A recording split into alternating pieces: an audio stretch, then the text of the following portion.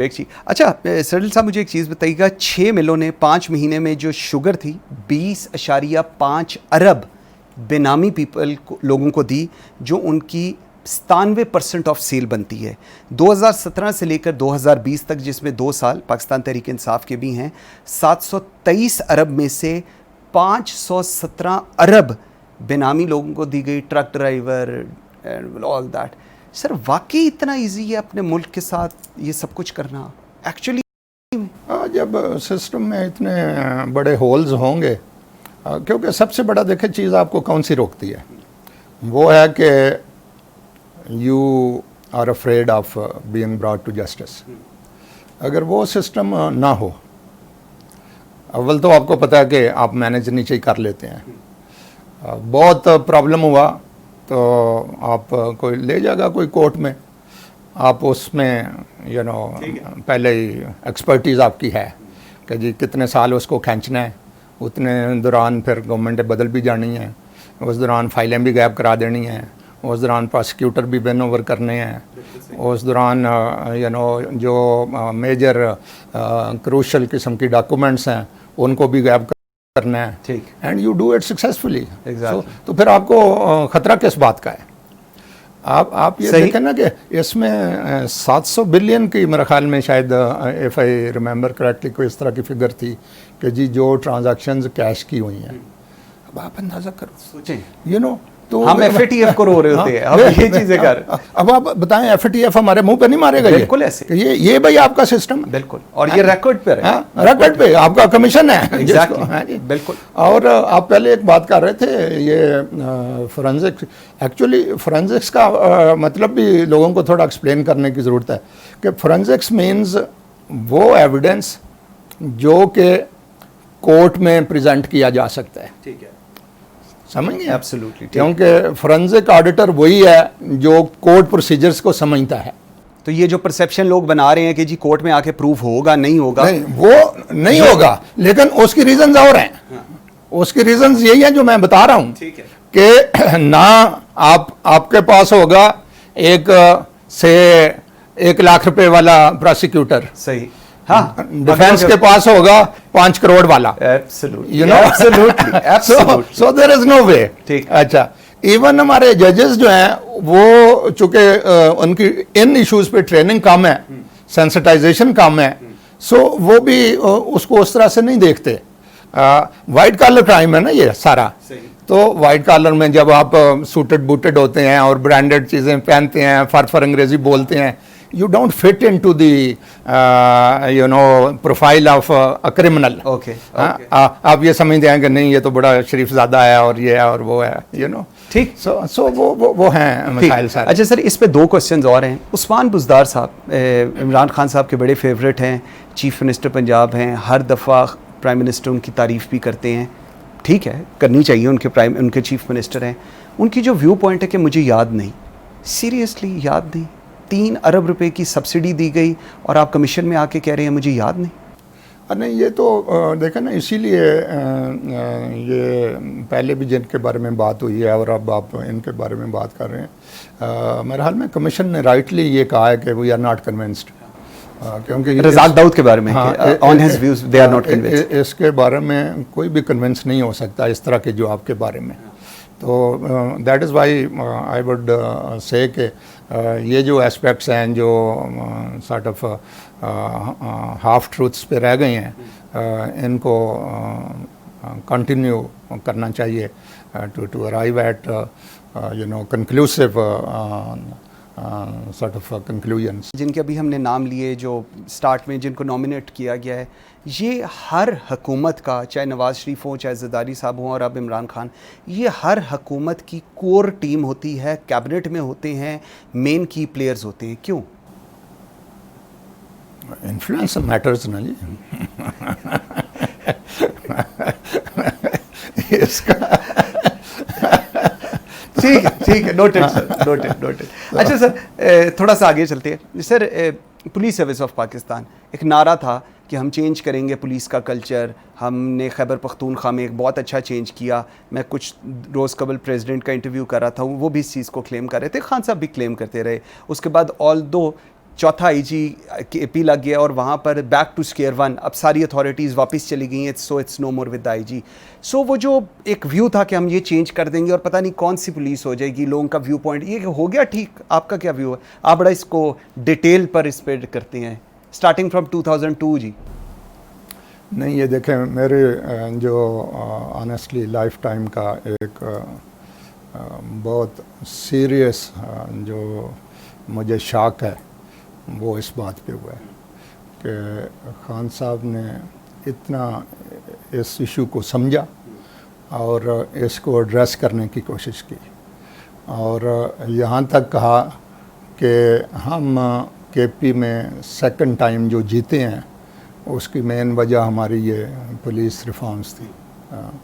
और लोग भी कहते हैं ये, ठीक, यू नो, अब भी कई लोग केपी के, कल भी एक साहब मुझे मिले, उन्होंने कहा नहीं जी पुलिस पहले से बेहतर है।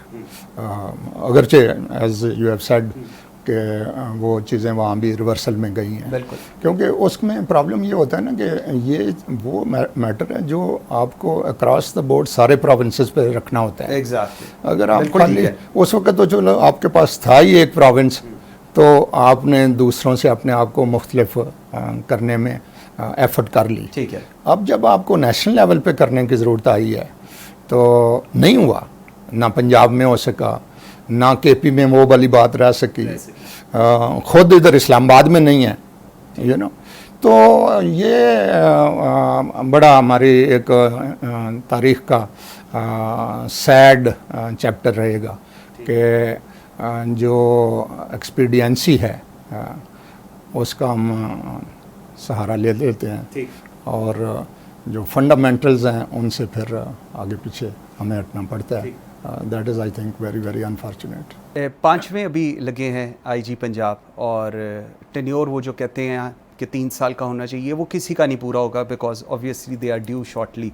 हम फिर बात करते हैं आरपीओज़ की, डीपीओज़ की, एसडीपीओज़ की, चलें इंस्पेक्टर्स की भी बात कर लें। I am yet to find one even SHO in the whole Pakistan जिसने अपना टेन्योर पूरा किया हो। नहीं है ही नहीं, तो देयर इज नोबडी।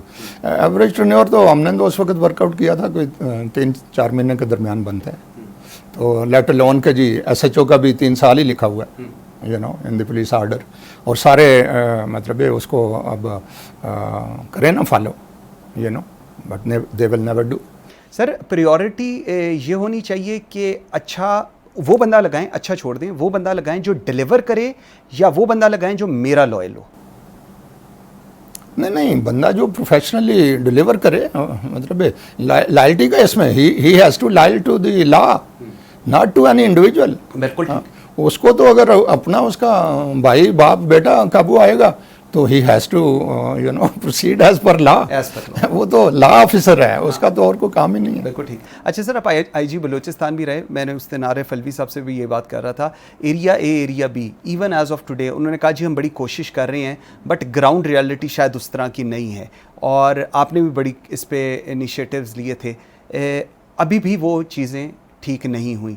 और मैं वो कल बात कर रहा था जिस तरह वो खासदार का कॉन्सेप्ट निज़ाम आई रेफर बादशाह अकबर के ज़माने में होता था, आज भी शायद उसी तरह का वहाँ पर चल रहा है। सर ये ठीक है, इसी तरह रहेगा ये सारा बलूचिस्तान? फिर हम क्लेम करते हैं कि जी हिंदुस्तान वहाँ पर इन्फिल्ट्रेट करता है, तो वो गलत है। आप देखें ना कि कितनी बड़ी ये कंट्राडिक्शंस हैं हमारे सिलसिले में।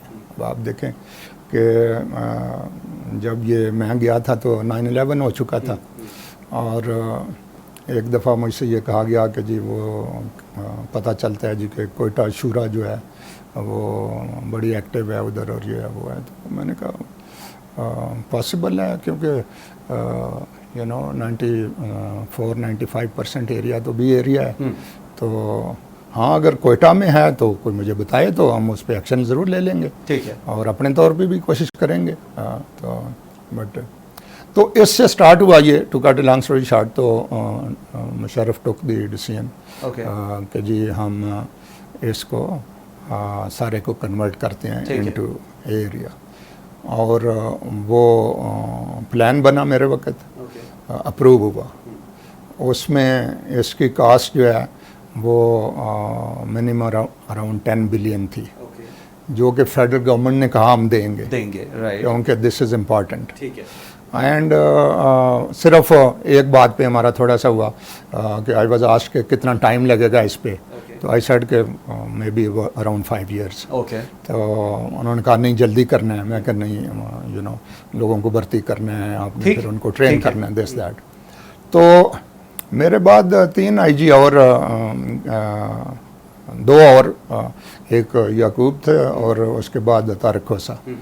तो तारिक खोसा के एंड टेन्योर तक ये सारी कन्वर्शन हो गई थी। ओके, तो entire Balochistan was area okay, by that time. ठीक है। फिर जनाब ये जब ये गवर्नमेंट बदली, डेमोक्रेट्स आए, तो उन्होंने कहा कि नहीं जी ये तो मुशर्रफ की बाकियात हैं, इनको तो हमने ख़त्म करना है। फिर विदाउट थिंकिंग कि इसका पर्पस क्या है, हाँ पर्पस क्या है, ओनली बिकॉज के मुशर्रफ ने किया था इसलिए इसको undo करो। That was the only reason. अब आप ये देखो ना कि वो 10 बिलियन फेडरल गवर्नमेंट का खर्चा उधर जो है वो भी नहीं किसी ने पूछा कि भाई वो किधर गया है।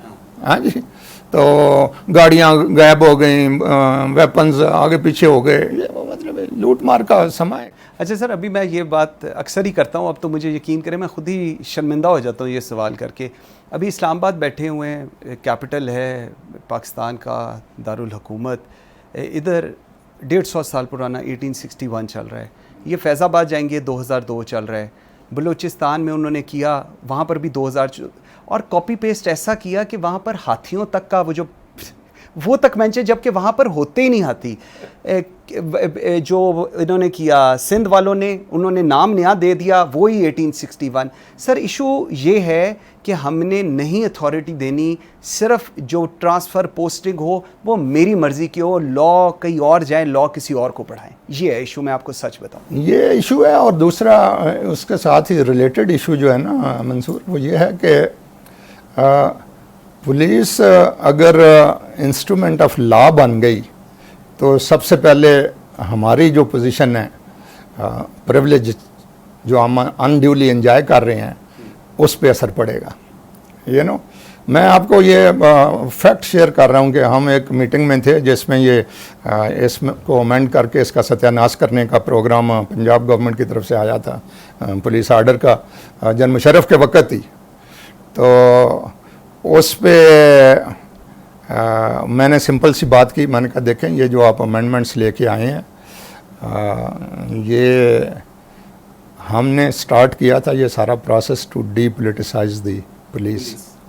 आप जो कुछ कहना चाह रहे हैं उससे ये पुलिस पोलिटिसाइज होगी for the first time on statutory basis. Even अंग्रेज़ ने भी स्टैचुटरी बेसिस पे इसको नहीं किया हुआ था। वो कहते थे हाँ हमारे हालात ऐसे हैं, बड़ी जल्दी ठीक हो जाएगा, ये हो जाएगा, वो हो जाएगा। लॉ में उन्होंने नहीं डाला था, आप लॉ में डाल रहे हैं। यू नो, एंड सबसे जो वर्स्ट आर्गूमेंट दी गई उस मीटिंग में वो ये थी कि वो देखो जी आपने कहा है कि जी एक इंडिपेंडेंट पुलिस कंप्लेंट अथॉरिटी होगी, हमें नहीं चाहिए इतनी अकाउंटेबिलिटी पुलिस की, हमने तो SHO से काम लेना होता है। These were the words। आज भी वही इशू नहीं, वो देखें इधर कोई लॉ ले आए, आप पुलिस आर्डर 2002 ले आए, 2020 ले आए, यू नो 1861 ले आए, on ground nothing will change. अच्छा सर, मुझे याद है 1996 में इंडिया के सुप्रीम कोर्ट में 2 रिटायर्ड DGPs गए थे। I know you are laughing, I know you know about this. Prakash Singh और NK सिंह। और 21 जुलाई 2019 में इंडियन सुप्रीम कोर्ट ने कहा था not a single government is willing to corporate. 8 नवंबर 2010 में supreme court issue a notice to 4 states, Maharashtra, अपर प्रदेश, कर्नाटक और वेस्ट बंगाल, और फॉर नॉन कंप्लायंस। हमें भी जाना चाहिए, आप लोग जाएंगे सारे सुप्रीम कोर्ट में कि यार पुलिस एक लॉ होना चाहिए पूरे पाकिस्तान में, क्योंकि वैसे तो नहीं होने लगा।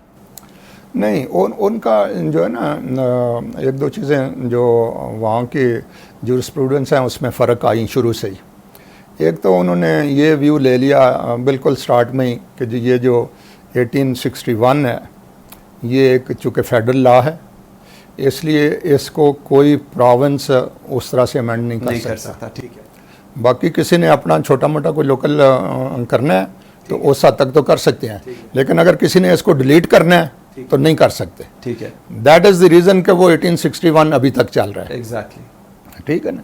अच्छा, दूसरा ये है कि मैं अंसा इस बात पे था कि ये हमारा पुलिस आर्डर इन जेंटलमैन ने, जिनका आपने कहा है, प्रकाश ने, और हाँ जी, उधर वेंकट सिंह ने। उधर मंगवाया था वाया इंग्लैंड। आई नो, इसीलिए मैंने mention की। अच्छा, और ये इन्होंने प्रेजेंट किया था before the Indian supreme supreme court, और इंडियन सुप्रीम कोर्ट ने 7 डायरेक्टिव्स इस पे इश्यू किए थे 2006 में। एग्जैक्टली। अगर आप उन डायरेक्टिव्स की लैंग्वेज देखें तो वो लैंग्वेज भी हमारी वाली है। मतलब बाज़ का तो ऐसे लगता है सुप्रीम कोर्ट जाना चाहिए इसके लिए। तो हाँ, सुप्रीम कोर्ट तो हम जा रहे हैं। पहले भी हमें जो रिलीफ जब भी मिला है वो सुप्रीम कोर्ट से ही मिला है। और आप ये देखें ना, एक केस इधर हुआ था हैदर अली वर्सेस DPO चकवाल। हाँ जी। तो उस पे ये बेंच था, जस्टिस जवाद ख्वाजा, उन्होंने इसको ऐड किया था। और उसमें उन्होंने लिखा कि भाई ये जो एक पॉलिटिकल विल एक ही टाइम पे शो हुई है जब ये पुलिस आर्डर बना है। सही। और police order is the way forward to get those constitutional articles implemented जो आपने गिने हैं। बिल्कुल ठीक। उन्होंने कहा जी फंडामेंटल राइट्स इम्प्लीमेंट हो ही नहीं सकते अगर पुलिस जो है वो इस तरह की हो जैसे आपने कहा कि जी ना उस पर मेरिट अप्लाई करती है और ना वो कुछ डिलीवर करते हो ये वो। तो बट क्या हुआ उसको, उन्होंने कहा जी कि 2 महीने के बाद ये जिन उस वक्त 2 सूबे ये इधर उधर हुए थे ना, सिंध और बलूचिस्तान, तो उन्होंने कहा जी ये आके तो जो इन्होंने किया है उसकी कॉन्स्टिट्यूशनैलिटी जो है वो इधर हमारे सामने रखें कि how did they do it. हाँ जी, अच्छा। इस दौरान वो तो रिटायर होके चले गए, जिस दिन डेट थी पता चला जी, नहीं सुने ना, दिस इज वेरी आपको बहुत कुछ इससे समझ आ जाएगी कि वो जो साहब थे जो उधर एप्लांट थे पिटिशनर थे, वो उन्होंने विड्रॉ कर ली पिटिशन ताकि इस पे फर्दर बात ना हो। पाकिस्तान है ना sir, everything. Doctor Shoaib Suddle sahab, thank you very much, I am very grateful for your time. Viewers, at the end of the programme हमने रिपोर्ट डिस्कस की और आपको अंदाज़ा हुआ होगा why in specific doctor Shoaib Suddle, because एक कैंडिड व्यू पॉइंट, एक honest view point इस कौम को पता होना बहुत ज़रूरी है। और that was the reason I specifically requested doctor साहब कि आप मेरे साथ ये पूरा एक प्रोग्राम करें। पुलिस के जो इश्यूज़ हैं, जो क्लेम्स थे और अब जो हो रहा है, जो ग्राउंड रियलिटी है, ये भी हमने डिस्कस किया। आई होप कि आज के प्रोग्राम से काफ़ी जो क्लैरिटी ऑफ माइंड जिसको मैं कहता हूँ वो आई होगी। Thank you very much for watching Pakistan today. You can follow us on Facebook and Twitter. मुझे मंसूर आज़म काजी को इजाज़त दीजिए। अल्लाह हाफ़िज़।